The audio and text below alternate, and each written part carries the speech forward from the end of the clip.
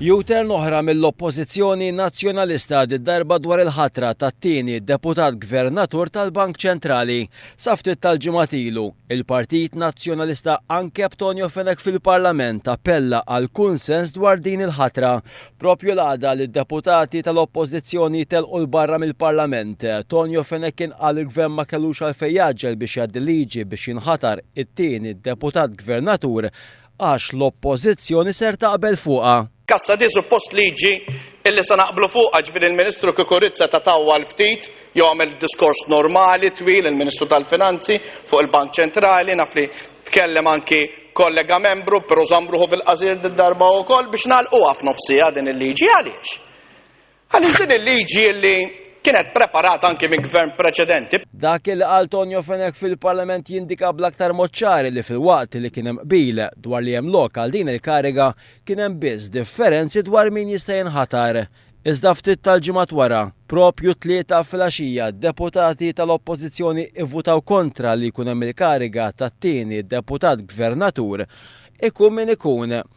Il-mistoqsija li tqum issa hija li jekk l-Oppożizzjoni Nazzjonalista isser tibqa' tinsisti għal kunsens fuq min jinħatar. Il-Partit Nazzjonalista għamel dil-U-turn u issa huwa kontra l-ħatra ta' deputat gvernatur minkejja li dil-kariga sabet l-approvazzjoni tal-Bank Ċentrali Ewropew. Dan jikkontrasta ma' dak li ġara meta l-Partit Nazzjonalista ħaff idejh it-tmexxija tal-pajjiż lura fis-sena 1987 u dakinhar ħoloq tliet karigi ta' General Managers meta dejjem kien hemm wieħed biss. U dan mingħajr qatt ma talab forma ta' konsens la biex jinħolqu daw il-karigi u wis anqas min jokkuphom bħalma qatt ma talab għal konsens dwar il-ħatriet ta' gvernatur jew deputat gvernatur. Kien saħansitra l-istess Tonio Fenech li kien bata deputat gvernatur preżenti biex jinformah dwar il-ħatra tiegħu mingħajr ma qarra fil-ħadd jew talab xi tip ta' konsens. Il-Ministru għall-Finanzi preżenti Edward Cicluna ftit tal-ġimgħat ilu kien qal wara konsultazzjoni mal-President tal-Bank Ċentrali Ewropew Mario Draghi. Il-Gvern Malti għażel li ma jistabbilix istituzzjoni ġdida, iżda minflok għandu jirrikonoxxi t-tieni deputat gvernatur fih dan il-Bank Ċentrali.